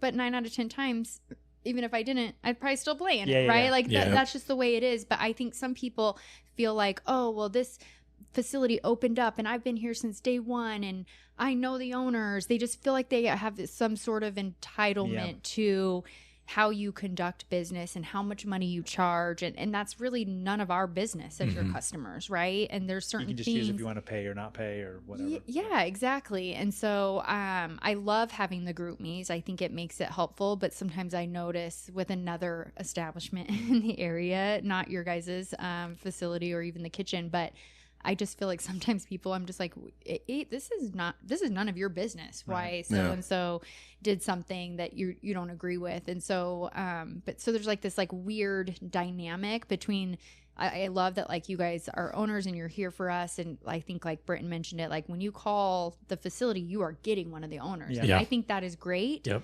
But I hope that like sometimes boundaries are being like, I think you guys do a good job with like, here's the boundary, you know? And I think that's probably got to be really challenging to navigate. We're probably still working on some of that. One of the things I think that is a benefit to just our model, the kitchen model, is that we basically have to earn your business every 6 weeks, right? Like with every league, it's really easy. If you don't like a league, it's just really easy. You just don't have to sign up again. Right. So the one good thing about, I think, the kitchen model, why I think you'll see a lot of the kitchen owners, I think, coming up with good leagues or really trying hard, is because we have to, right? Like it's not like a one annual fee, and once I have you for the next 12 months, and now you're stuck, right? Even if you never show up, I already have your money. Like the good thing about that is, I mean, I think the good thing for the customers is like it has to be good. If it's not good, and someone else does something better, it's really easy for you just to go somewhere else. Right. So we're constantly having to earn that business. So. Right. And I think that, I mean, we're really fortunate here in Northern Utah. We have a lot of indoor facilities, a couple of different companies or, whatever owners and facilities that we can choose to put our business into. So I like that you guys take that approach and you understand that. And I think it makes us feel valued as your customers.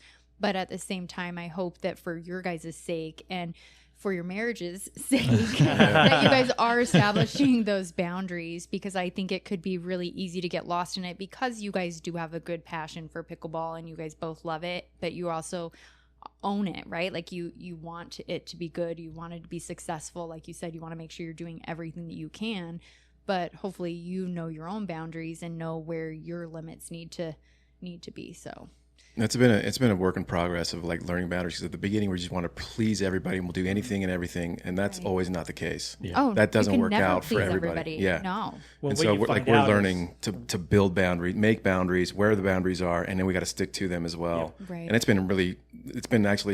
been a fun and challenging process to learn that. Well, and all four of you, with your wives included, being on the same page as far as that comes, like that's a whole different thing you're navigating too. Yeah. I think one of the things we learned is like one person's preference is the exact opposite of another. Well, just like we're talking about 2 out of 3, right? There's a lot of people who like what you said, like they like being able to play 2 different teams and they like sitting less time. Yeah. But then there's another side of that where I would rather play 2 out of 3 because I feel like I play my best, and by the time I'm done, I feel like I've had a fair shake at it. Like that's one thing I think that for us is like we would get feedback and think, oh, well, we've got to implement that. But when you implement someone's preference, then a lot of times you're implementing someone's opposite preference. So to your point, where we have to like, someone's never going to be happy. Yeah. Right. So we have to work out what is the best for maybe the group or for the league or whatever. We have to figure that out. What have we communicated? We've made plenty of errors of not communicating very clearly up front or changing our minds during, like we've done some of those. Like you said, it's early on. And and changing your mind isn't necessarily, I don't know that I've seen you guys do that. I think it's that you're trying to accommodate people's requests. And then, but in doing that, you're not accommodating the next person, just like you said. So I think that's the only, piece of advice I would give is just sticking to it. And then for that 6 weeks, sorry, we have to stick to this. This is what we put out there. As much as we're realizing, we're learning, we're growing. Thank you for being patient with us. But this is what we have to do for the next 6 weeks. And I think I didn't even think about that as far as the being able to play I like the 2 teams per night, but the less sitting time, because I will tell you. Yeah, that's true. I'm surprised that I don't like I was just going to say. I don't like the one-on-one, but I am having a blast playing it. Yeah. Right.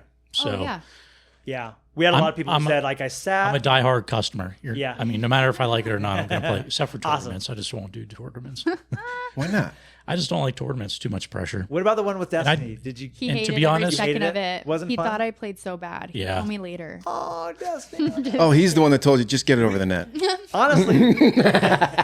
Just return the ball. Get off the. I haven't found a really good partner that I can play with in a tournament and then outside and practice with. Well, you have comfortable. You have so many other people. You guys that are you a good play partner. With. You two guys, you've been on the same team. I actually. That's true. The thing about the two of you is like there's a lot of threat that ball is coming back fast, right? Like there's not really a safe place over there. That I will just say, having played against you guys, that is one thing is like sometimes you have one that's kind of a banger and the other person that's kind of the control. If you're out of control and there's a chance I'm going to set this up high, I'll avoid the banger and try to go to the person who, because at least it's not going to come back fast. Yeah. There's not a safe place with the two of you, so I don't know. Well, when there's a quota, it's coming hot. Yeah. That's right. So. I can never body bag anybody. I was like, I hope you're not counting on me for this quota. That made it a lot of fun. That was a lot of fun. Yeah. That's funny. But it makes a difference to be on a fun team. Yeah, for sure. Yeah. We're sitting at an hour and 45 minutes. Oh my gosh. Yeah. My ears did start hurting. Let's go for 2 hours. Yeah. I think we covered a lot. We had a lot of good conversation, fun stuff. There was one question that was left on our list, and it's what has been your guys' proudest moment so far with opening up the Roy? I don't know about that. I don't know what the most proud moment. I think our most proud moment is yet to come. In my opinion, I think we've got a lot We've Did you got work for You're just Hallmark? sad that you Yeah. didn't say it first. Oh, yeah. Do you work I don't know. for We've Hallmark? my got most proud moment is the time I did this for this kid. No, I've got two. I've got two proud moments. Okay. So the first one, I actually would say it's mostly Clint's thing. So I would say that first season of the draft league, right? We did it, and then we went into the playoffs. And that final night, we were like, it's a championship night. What do we do with this and stuff? And we were kind of talking about the different things, and we kicked around, but we decided let's just go big on this. And so he came to me and said, we're gonna do the national anthem. And I thought the singer. I thought the national anthem. I mean, we're good. at a pickleball court, and it's just gonna be the 4 teams there. I was really hesitant. He's like, and Tom, you're gonna MC this. You're gonna call out the players. You got this, Tom. You're gonna announce these players and stuff. And I was like, Well, he didn't make the playoffs, so I mean, it makes sense. I was in it. that's a good point. That's a good I point. couldn't. He had to say my name. Yeah, That's right. It would have been so weird if you would have introduced yourself. Yeah, that's right. Hey, love Team Sap. We had a lot of fun. Yeah. That's what we did. We had a lot of fun. Not a lot of wins, but we had a lot of fun. Anyway, but I was a little bit kind of questioning and stuff, but man, it turned out so good. And there was so many people for that championship night, families that were there. I mean, that whole foyer was just filled up. The national anthem. This is someone also who we worked with. Yeah. So Gabe Redondo, shout out to Gabe. Go Amazing hire him. job. Yeah. Truly amazing He job. did awesome. Everything was just great. You did awesome, though. You got you did great. Thank you. Like was emceeing the night as well. extremely impactful to be able to call each individual's player name to go out and stand with your team. That was monumental. Yeah. It really was. That's fun. Honestly, I thought it was really it really kind of set the tone that this is important to us. Yes. And by then we knew we were going to go into another season of this and all that. But I thought that was good. And kudos to Clint. That was really him saying, let's just go big on this. Even if we show up and there's 10 people there, we're gonna get out Love a it. microphone. We're Yes. gonna announce it. Anyway, I thought that was good. It brings it up above a step of a league. It makes you feel like you're actually competing for. I mean, you are an event. but yeah, it's an actual extreme challenge event. That Yeah. was the wrong word to utilize. No, but we're with you. yeah. Kids are hard on Sunday night. You know, and UHSBA followed suit on that as well. Yeah. Like talking to Helen, I'm like, hey, what about we brought that up to him? She's like, that would be amazing. Let's do it. Yeah. The national, they did the national anthem and all of that. Yeah. I think the other proud moment or whatever was, we originally had teams of 6 with 4 men and 2 women. Mm-hmm. And after season 2, we've seen this before, but we saw so many good women not get drafted. And the reason for that original format was, I think that was probably the ratio that originally was signing up was there's probably about 2/3 men, 1/3 women. Mm-hmm. But that wasn't exactly our ratio. We were closer to a 50-50. It wasn't exactly 50-50, but we were closer to that. And a lot of high quality women. And I think that one of the decisions that we made that was a good one was going to the teams of 4, I like that. which is the original one anyway. But I think that gave more women an opportunity to play, to get to play in it. Because before it's you didn't have it, and where half of them were captains, your chances of being drafted as a woman was pretty low. Yeah. And so I think that by opening that up with the 2 and 2, I think that's given more women an opportunity to come and play. And I think it's been good for our facility. I think there's a lot of high quality women in the area that don't always get a chance to play in competitive events. I mean, there are tournaments and stuff, but I think this gave more of them a chance. And I think that's been one of the decisions that we did that I'm proud of. Yeah. I guess I'm curious, have you guys been proud of how you've worked together? Has something especially with having your wives, I would say something to me, that seems like you it's got to be scary going into business, going into business with friends, and then also having your wives because you obviously don't want to fail, but then you don't want to let each other down. You don't want to let your wives down. You've now got 4 of you in here. Has have you guys been impressed with how the four of you have like a new working dynamic, a new friendship? Like what's come of that? I'm curious. I'd say 100% yes. 100%. Like I knew Tom was actually my boss. Oh, okay. So like I knew his style, he knew mine, and just coming together as partners, this was like super natural. And I was like, oh yeah, I know this is totally fine. Oh. This is great. This is gonna work out good. And then having our wives do it it's been great. Like I would ask Tom, like, hey, like how do you see this going forth? And it was just like our wives can do what they do. We don't need to meddle in their lane. We don't need to meddle in their business. They're good at what they do, and we don't need to get in their lane at all and let them do what they do really, really good. Oh, I love and so that's been like super great. Like anything with like graphic design, this and that, you know, like Laurel kills it. Anything with social media and all that, Lori does it great. And we try not to, we don't meddle in their business. Mm-hmm. I love it. So it's like really letting them giving them the free reins and like full autonomy to do what they need, do what they do best, and we need to stay in our lane. Mm-hmm. Right. And then they give us feedback too for like, so like Lori plays in like some of the women's leagues or some of the morning leagues that we aren't there, and it's kind of nice to have like another set of eyes. She'll say this is an opinion, and I think sometimes just being human, we get caught up in like the 4-5 dynamics because that's where we're playing. We're there a lot and stuff. And she'll mention something about what's going on in a 3-5, daytime league. And we're like, oh, that's really good. Like we didn't know that was a problem or that was a good thing or whatever. Mm-hmm. So it's been good too. Well, yeah, I think that is an interesting dynamic to have you playing at different levels because you can see, because I mean, obviously like you're a facility for amateurs, right? And so, but amateurs are anybody between 2.5 and 5.0. Yep. So being able to have eyes on all of that is really nice. And I guess maybe that's something that's a little different that sets you guys apart from the other owners too. Well, maybe not so much Pleasant View, because I think Tanea's a lower level or starting to play as well. And so her and Carson are different, but like Jamie and Britton pretty much play at 4-5, 5-0, and Tanner and Mike are playing 5-0. So that's something that sets you guys apart too, I think. So that's really nice. Yeah. But yeah, no, I think we work really well. I mean, I would say if there's any problem, we get caught up talking too long and too much, and we call it Narnia land, where we'll talk about these different like dreams or different like whatever, and then finally we're like, oh man, it's been 3 hours, our wives are gonna kill us. Oh, it was one time we were after draft league, we're doing all the rankings, we did this and that, and then we're talking, we got into Narnia, and his wife called at like 1 o'clock. She's like, are you still up there? Still there? We're like, yeah, we are. It's actually, the problem is it's gotten to the point where I'm so embarrassed about it, like that we take up so much time and stuff that like, there's been times where I wonder if she thinks like I'm cheating on her, and I almost want to lie and say I'm not at the kitchen, I'm actually just cheating on you. like so, because it's like so embarrassing that we're sitting there like working on this, like we sorry Charity, I gotta go.